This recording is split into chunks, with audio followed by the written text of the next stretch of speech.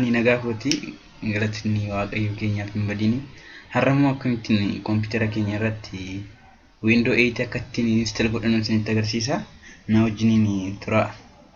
Jalqaba irratti CD keenya keessaa kan Windows 8 qabu baafanneetu ankoo amma CD Windows 8 qabu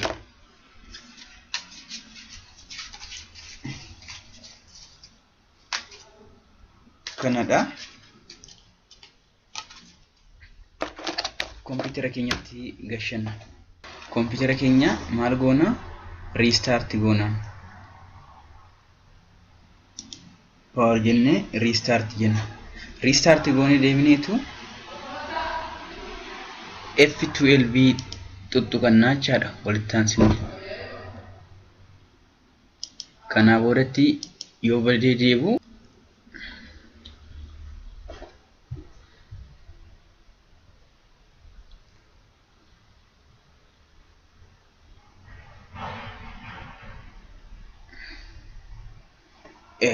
ergan option keenya nuuf fide maal gochuu qabna? English for United States, English gosa Ingiliffaa beeku keessa tokko isaa irratti filannaa jechaadha.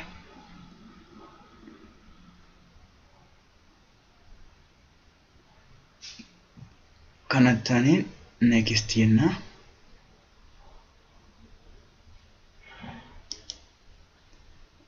Windows installing HRT in eegna.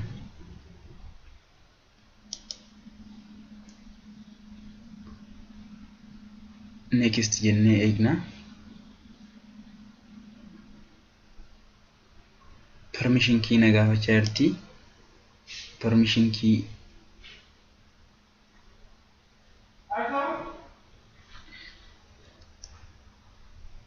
kan CD kana wajjin bitamtuun gashaa. Kana booda accepting jedha. Next jedha accept jedheen booddee kana booda upgrade if customization kan barbaadan kan optionota kan lamaan keessaati gosa installation isa kam akka barbaadan isinitti goltani ani ofii ko amma fi installation isa gajjallaa kana jiruun filadha. Customization jedha.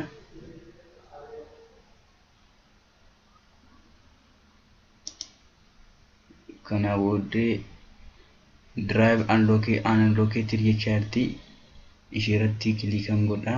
Kana booddeetti kan lamattanira new partitioning uumuun qaba. Kan akka jirutti apply jedha lamattire.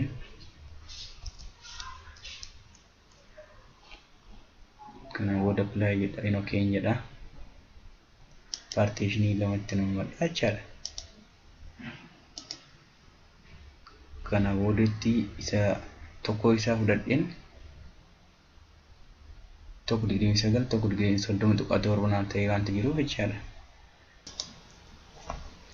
Kan lamaan keessaa tokko sarratti fudhadha. Inni jalqabaa kan sistemaati. Isa keessa wanti nagalchu jiru. Inni driver partition fi waan keessa tokko isaan fudhadha. Driver partition 0 inni gajjallaa unallocated ta'e kuni jechaadha. Isa located gochuun qaba jalqaba irratti. Isa sistema korran keewwadha. Amma kun akka jirutti percentiin isa lakkaa'ee dhumuutti eeguun qaba.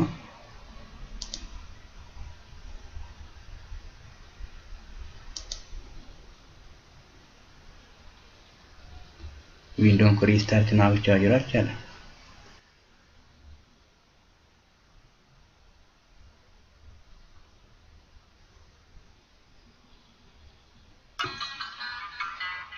Kana booddeetti amma kun installation isa waiting na godhaa jirtaniidha.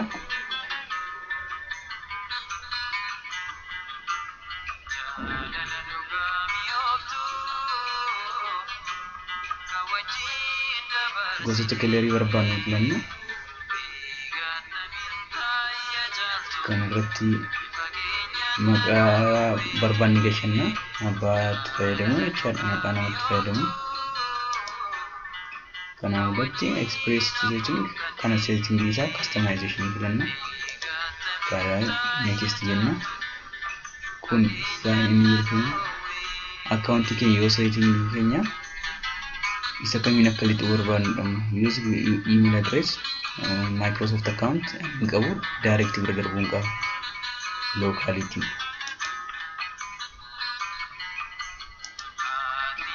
as kanatti sign in jedhu password fi wanti kana gaafachaa jira maqaa koo gasheera password hin gashaa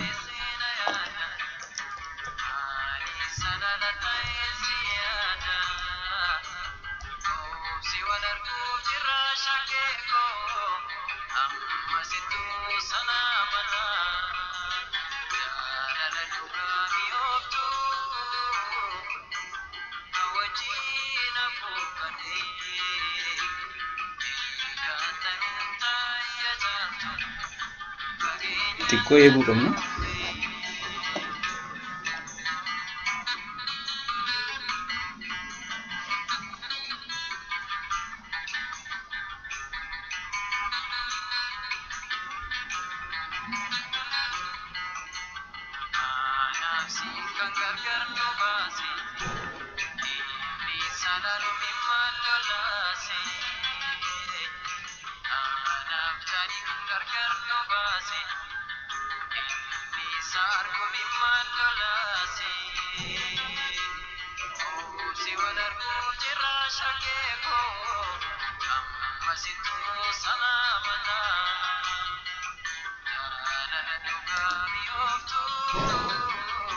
Setting can